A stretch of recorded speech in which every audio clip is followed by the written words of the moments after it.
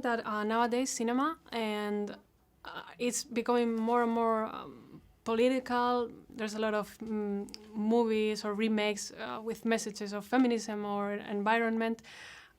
So for me, it was like a surprise to find that Cats is just pure entertainment. Was it tempting for you taking the idea of Cats and transforming it into something else? Yeah, I mean, I'm thank you for saying that I've transformed it into pure entertainment. That's good news.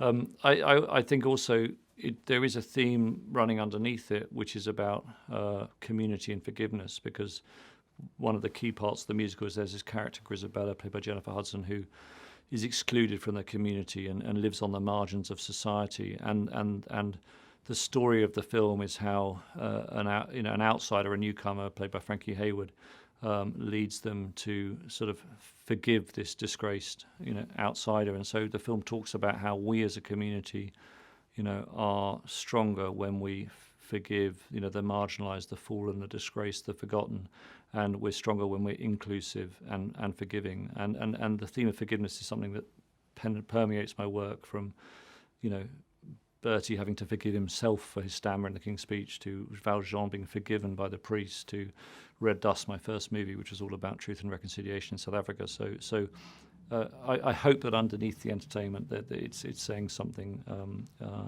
about the power of community. So I've read that the first stage version was described as misogynist. Oh, really? Wow. Yeah, because there's theories Yeah. pointing out that Grisabella is a sex worker that is outcasted for being a sex worker. Yeah.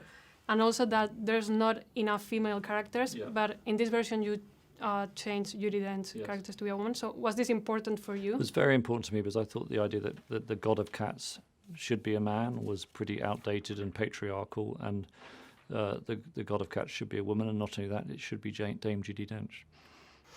And also the Ian's character, he talks about old productions and how theater is not what it used to be. And that made me think a lot about Martin Scorsese's words about Marvel not being real cinema. So I want to know your opinion on this kind of fight between fantasy and realistic fiction. I think Gus is sort of also capturing that sense of someone at the end of their career not accepting the new. So it's a play on a certain type of kind of person coming to the end of their career and how they might be. I mean, I feel like I'm kind of interestingly situated between the fantasy and the real, because my characters are real humans with where they become cats through the fantasy of visual effects. But for me, the visual effects are all totally in service to my wonderful actors and dancers and their ways of making the fantasy happen. But I always wanted to protect their performance. You can have one more gone. What?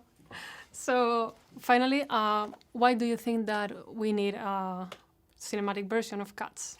I think because you've got to remember that even though the musical has been seen by a crazy 70 million people, access to musical theatre is quite limited in many countries. And because I fell in love with this when I was 8 years old, the idea that a bigger audience could see it, and beyond those who can afford to go to the theatre or who live in towns near theatres, that seems to be a great thing to do.